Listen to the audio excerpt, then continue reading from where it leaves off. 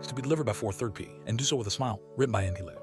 Check my watch and breath in deeply. 4:28, it's time to get this over with. My hand over my face and relaxed as much as I could, then pulled the big smile I had, ringing the doorbell. An incredibly long, low sound that echoed around what must have been massive rooms within. Footsteps on the other side of the door pouring speedily. I heard a lock on latch, then another, then a chain. 3 more latches before the door cracked open. A bald white man with a shining face slid his face out of the opening and looked at me with a smile. "Well, I'm a little early, aren't you?" he called jovially and checked my watch again. 4:29, punctual guys, I suppose. "I'm terribly sorry," I said, increasing my already stretched smile. This wasn't how I normally talk. Sorry wasn't real part of my vocabulary, but I wasn't gonna risk this. He said, still staring at me. He didn't open the door anymore, so I raised the pack towards him.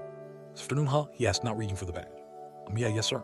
Got any plans?" "Gonna go visit my parents once I'm done here." His smile was faltering. Sweat was threatening to break on my forehead. "That's nice." Started to feel incredibly self-conscious as we stood facing each other. Could only see his head flowing out the door, his eyes pouring over me and always slowing over the bag. The sweat started to break, the patch started ringing. Jumped back as the man jumped out the door, looking uncomfortable, hungry. 3 on the dot. Let's go, come on in, hurry. His face was pressed against mine as he lead me inside. I'm not sure I should. Says, come on, he practically dragged me in. First floor was pure white and smelled of an incredibly strong garlic. I started to water, and I started calling the sheer intensity of the smell entering me. Thing burned by the time we made it across the hallway and out another door. We were outside now. "Nathaniel, how's the delivery boy?" asked a stout one, drinking water from a wine glass. "Family man," said the bald man, leading me to a chair to sit down in.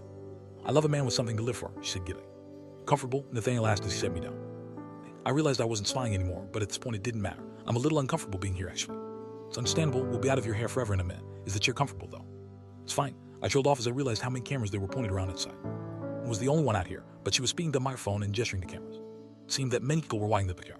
But he called Nathaniel. There was an audience of cheers over speakers and the lighting. Again, he yelled and some sort of cage fell around me. "Hey," I screamed. "It's your Betspiel last words," called Nathaniel. "To stop for 10,000, replied a speaker.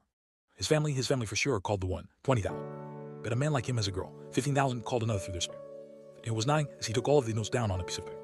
"What's going on here?" I exploded. I kicked at the containment, but it seemed that there were no O-rings in it. It was clear and had wires running through it. There were small microphones and speakers lined up on the walls. "Let me out."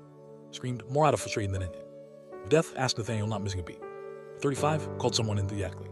"Stop, let me out." And I realized that I was still holding onto the box, and that it was really some noxious fume. It smelled awful, and I was wondering how I couldn't smell it in all the time I was holding onto it. Seconds later, it burned to breath. "Hurts, wait please." I felt fluids running down my eyes, and I don't think it was tears. "Talking kid, you'll get me a nice $10,000 out of this," spoke a speaker that had spoken earlier. "They bang on me, or they bang on my death. I was in too much pain to get a grasp on the solution."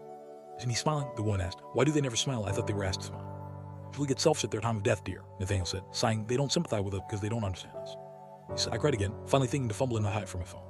The screen was spattered with my dripping blood. I saw that it had no signal. Except that I was going to die. This was it. I brought in my own means of man. Looked at the box as it continued to spew the gas, and I collapsed in my chair. "You all," I started cutting blood and losing consciousness. "It's like the Howland's last words again," one of the peers said, in saying some louder. Poured over my eyes as I faded.